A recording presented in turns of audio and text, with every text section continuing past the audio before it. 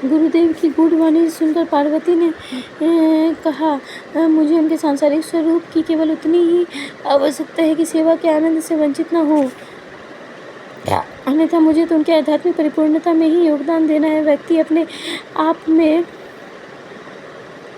भावनात्मक दृष्टि से अपूर्ण है। यदि नारी उस भाव को पूर्ण कर देती है तो व्यक्तित्व तो पूर्ण और सार्थक हो जाता है। भगवान के भोगी स्वरूप की तो मैंने कल्पना भी नहीं की। मुझे तो योगी शंकर ही अभीष्ट है। ऐसा लगता है कोई भाव की भाषा पढ़ सका होता तो वह देवी शारदा के अंतःकरण से भी यही सुन लेता। अंतर कुछ नहीं, बस इतना था कि उन्होंने बिना किसी वार्तालाप के इस विवाह की स्वीकृति दे दी थी। पार्वती जी ने जो कुछ कहा था उसे उन्होंने आजीवन निभाया। इस प्रकार उनका जीवन एक पूर्ण तपस्या बन गया। उस तप ने ही स्वामी विवेकानंद जैसे तेजस्वी बालक और निवेदिता जैसी श्रेष्ठ बालिकाएं पैदा की थी। पुत्र की कामना उन्हें नहीं हुई थी क्या?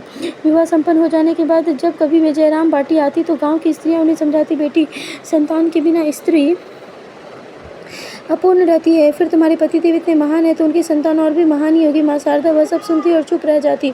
वह वेदना धीरे धीरे हृदय में विकसित होती रही। एक दिन जब वे पति के पाँव दबा रही थी तो पूछ लिया, आप मुझे किस भाव से देखते हैं? रामकृष्ण देव ने कहा, माँ के रूप में। पर उन्होंने देवी शारदा के हृदय की पीड़ा का भी पता पा लिया था, इसलिए दूसरे ही क्षण बोले, तुम्हें संतान का अभाव कष्ट नहीं देगा। मैं तुम्हें ऐसे पुत्र प्रदान करूंगा जो 1000 वर्षों की तपस्या के बाद भी नहीं मिलते। किसी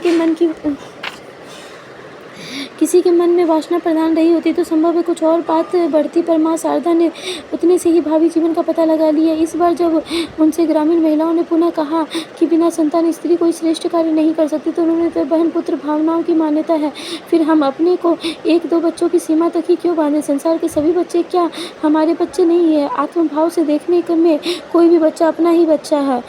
इस तरह जिनका जीवन स्नेह और प्यार के अभाव में रिक्त है उन्हें अपनी सेवा देकर क्या महान नहीं बनाया जा सकता? बेचारी अनपढ़ महिला